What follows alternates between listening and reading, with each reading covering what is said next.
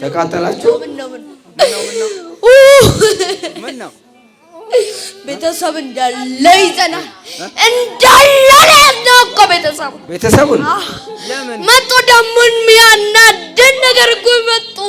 እዚህ መጡ። አዎ ስንት ናችሁ? ምንድን ነህ አንተ? እንዴት ገባህባት? ልጅ እያለች በከረሜላ ነው የሰጣት። በከረሜላ ምን እንድትሆን? ትወርቃለች፣ ባየችበት ትወርቃለች። እንደዚሁ በቃ ትጥሏታላችሁ? ሴጣንና አጋንንት።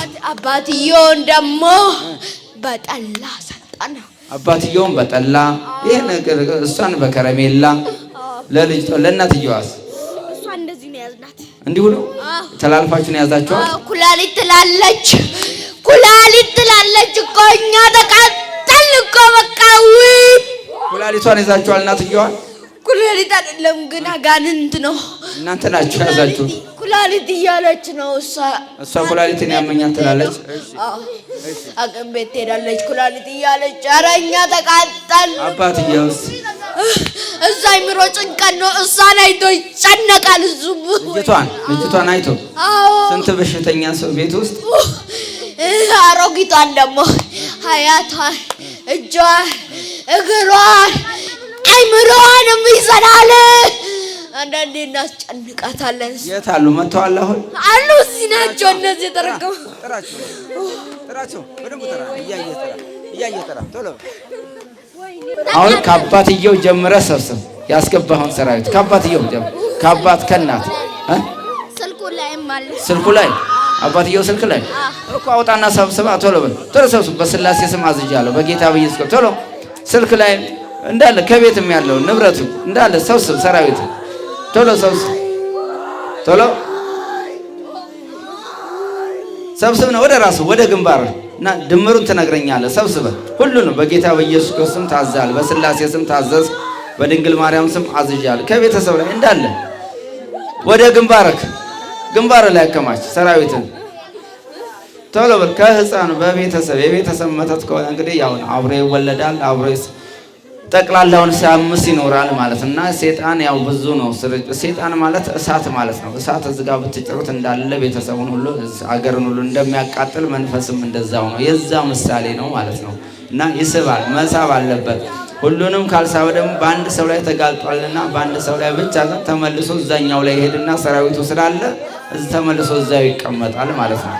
ለዛ ነው ከቤተሰብ ላይ ሰብስብ፣ ቤተሰብን አምጣ የምንለው ለዛ ነው። ለሁሉንም አንድ ላይ ተጠቅልሎ እንዲሄድ ማለት ነው። ቀሪ ካስቀመጠ ያው እንግዲህ ግንዱ ከቀረ ማቆጥቆጡ ስለማይቀር ያው ከአንዱ ላይ ከተቀመጠ ተመልሶ መመለሱ አይቀርም ማለት ነው። ቶሎ ሰብስብ። ከአይምሯቸው ከምን ላይ ያለው ከህፃናቶችም ጭምር ሰራዊትን ትነግረኛለህ። ጨረስክ? ስንት ሰራዊት?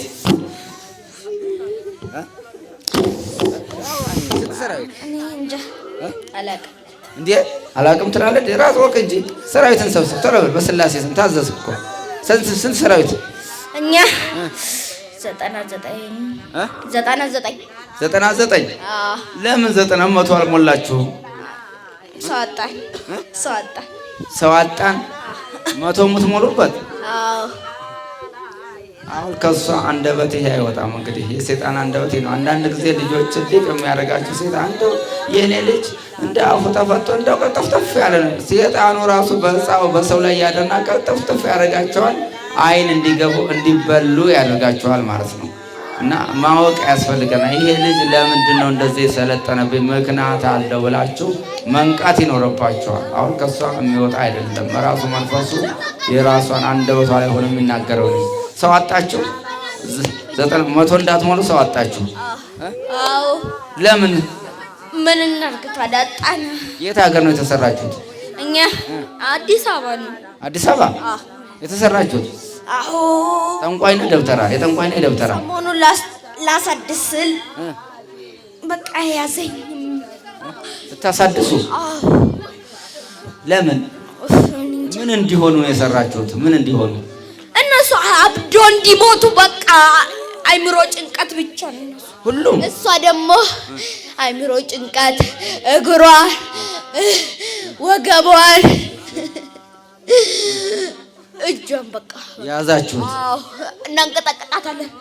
ከዛን እንጥላታለን። በቃ እንደዚሁ ነው። በቃ ለምን ታለቅሳለህ ታዲያ? አሁን ትሄዳላችሁ። አትልፉ። በርከክ በል 99 በጌታ በኢየሱስ ክርስቶስ በስላሴ ስም ሲኦል እንገባለን። በመድኃኔዓለም ስም ሲኦል እንገባለን። ሁለተኛ ላንመለስ። በሀብታቸው፣ በንብረታቸው፣ በገንዘባቸው፣ በጤናቸው፣ በስራቸው፣ በቤተሰባቸው ላንገባ በቅድስት ስላሴ ስም 99ኛችንም ላንመለስ በቅድስት ስላሴ ስም ሲኦል ታስረናል። በጌታ በኢየሱስ ክርስቶስ ሲኦል አስሬያቸዋለሁ። 7 ጊዜ ጩኸና ወጡ። ቶሎ በል።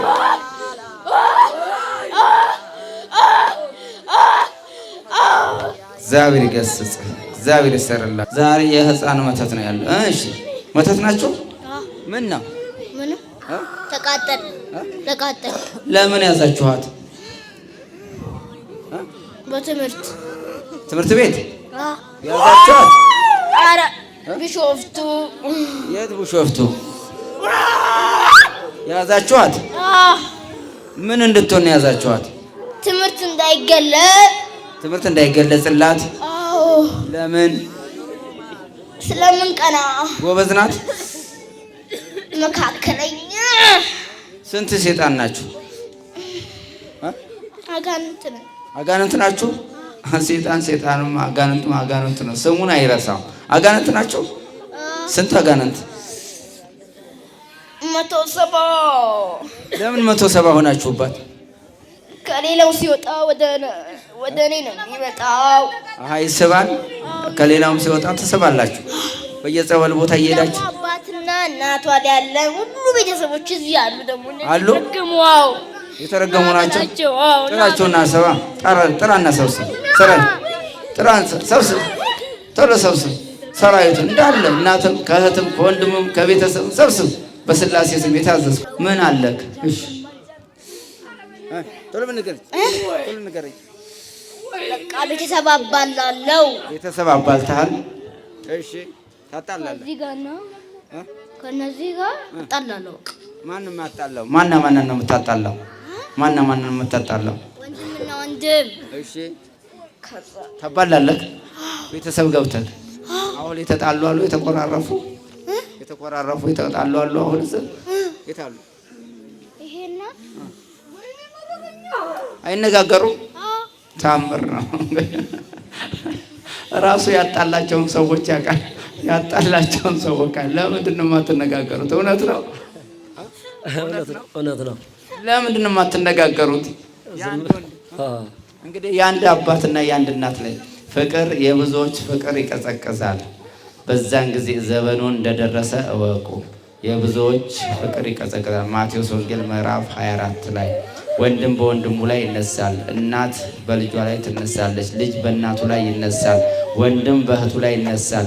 እውነት እውነት እላችኋለሁ ለሰው ጸሩ ሰባ ቤቱ ለሰው ምቀኛው አጥፎ ቤተሰቦቹ ናቸው። በዛን ጊዜ የብዙዎች ፍቅር ትቀዘቅዛለች ነው የሚለው።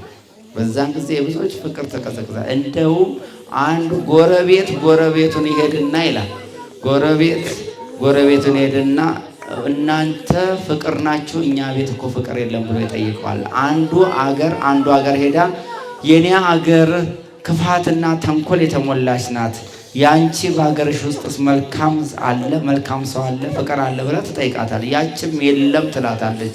ስለዚህ ምንድን ነው? እውነት እላችኋለሁ ያን ጊዜ በጋ እንደደረሰ እወቁ፣ የጌታ መጽሐፍ። ስለዚህ የብዙዎች ፍቅር ምን ትላለች?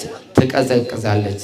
የምትቀዘቅዘው ደግሞ በሴጣን ነው። ራሱ ያጣላል ማለት ነው። ቤተሰብ ውስጥ ሴጣን ካለ ፍቅር የለም። ክርስቶስ ካለ ግን ፍቅር አለ። እሺ አሁን እንግዲህ ክርስቶስ አምጥቷችኋል። እግዚአብሔር በል ሁላችሁም አሁን የተጣላችሁ እዙ ጋር ይቅርታ ተጠያይቁና ሂዱ ቶሎ። ማን ነው ይሄ? ክርስቶስ ኢየሱስ ነው እዚህ ጋር ያስተማራችሁ። ተጠያይቁ ሁላችሁ። እግዚአብሔር እንግዲህ ፍቅር ነው። መድኃኒዓለም ፍቅር ነው። ጠላታችሁን ይኸው እግዚአብሔር አዋርዶላችኋል። ሴጣን ከእንግዲህ ወዲያ ጸብ፣ ክርክር በቤተሰብ ውስጥ እንዳይኖር አደራ። እሺ እግዚአብሔር ይፍታችሁ። ጠቅላላ ስንት ነህ? አንተን እኮ ነው የምጠይቀው። ጠቅላላ ስንት ነህ? 170 170 አጋንንት ነህ? ሴጣን ሷሊ አንድ ሴጣን አለ። በቃ አምጪ ነይ። የትኛዋ? ወይ ጉድ! እሷም ቤተሰብ ናት። ህፃናቶች እንዳለ እንግዲህ በቤተሰብ በዛ በአይነ ጥላ በቡዳ ተበልተው ማለት ነው። አብረህ ትሄዳለህ። አብረህ ሄዳለሁ። እሱም አብረው እሱ አንተ ምንድን ነህ? መተት በቤተሰብ የገባ መተት። አዎ እንዳለ ቤተሰብን አባላ አለ አፋታ አፋጭ ተብለን የተላከው።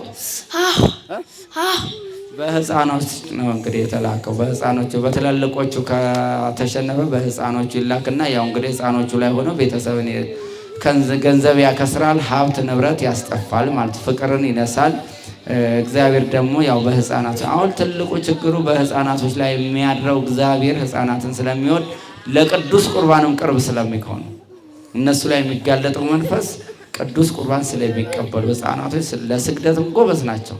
ይሰግዳሉ፣ ይጸልያሉ፣ ይጾማሉ ከኛ የበለጠ ህፃናቶች ለእግዚአብሔር። ስለዚህ ጌታችን ኢየሱስ ክርስቶስ ህፃናትን አትከልክሏቸው ወደ እኔ ይምጡ ያለው ለምን?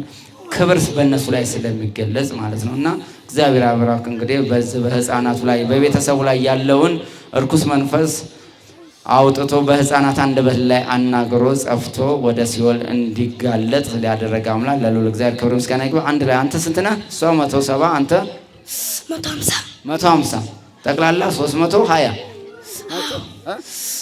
320 ነው። በስላሴ ስም ዳግም ወደ ቤተሰቡ ላትገቡ በልጆቻቸው፣ በሀብታቸው፣ በንብረታቸው፣ በገንዘባቸው፣ በጤናቸው፣ በስራቸው፣ በትዳራቸው፣ በትምህርታቸው፣ በቤታቸው፣ በሰላማቸው፣ በፍቅራቸው እንዳትገቡ በሉ።